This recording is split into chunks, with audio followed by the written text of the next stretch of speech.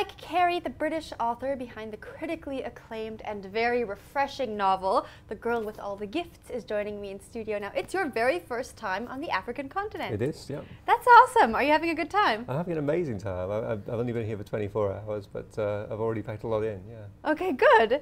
Now, why don't we get right into The Girl with All the Gifts, the book everyone is talking about. Can you introduce us to the story that we're going to read in these pages? Sure. It's the story of a young girl, 10-year-old girl, Melanie, who is intelligent, vivacious, curious. She's a lovely kid, but she is also a zombie.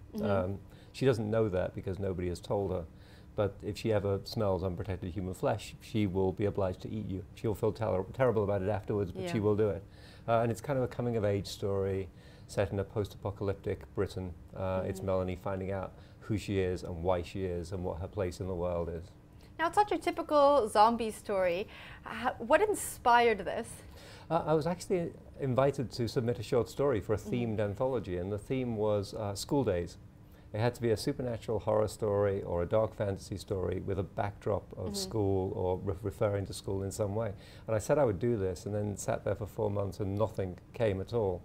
And I woke up one day with the image in my head of a little girl writing an essay, what I want to do when I grow up. But the twist is that she's never going to grow up because she's already dead.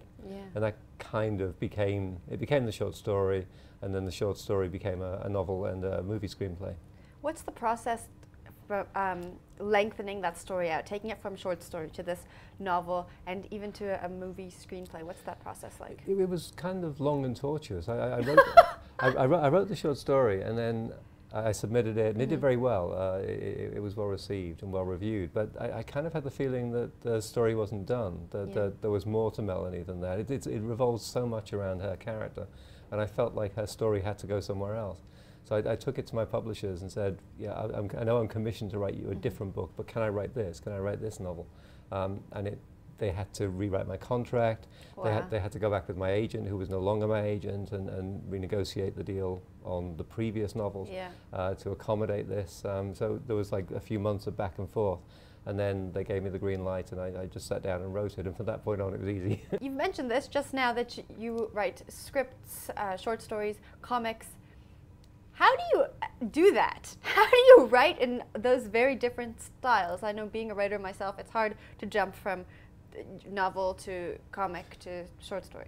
It is hard. And the main difficulty for me is the different life cycles of those different projects. A comic is a monthly publication, so you have a script to deliver to deadline every month. A novel is much longer and more organic. You live with it for 9 months or a year. And you keep on having to break off from the novel to deliver another installment of the comic. Screenplays, short, intense, 6 weeks or 2 months, working on a draft, and then you get notes and you go to the next draft. So the complicated thing is jumping from one to another, and I tend to lose a day or half a day in the jump. So I'll do one thing, and then I kind of have to get into the mindset for the next thing. But I guess I just love telling stories. And I think I'm in an immensely privileged position to be able to tell stories in different media. It's really exciting to start writing a screenplay and to pick up that toolkit and to tell stories in that format, and then to go back to comics and tell them in a different format. I love working in different camps because I think it keeps me from getting stale. It keeps me from sort of getting into a rut and doing the same thing every time.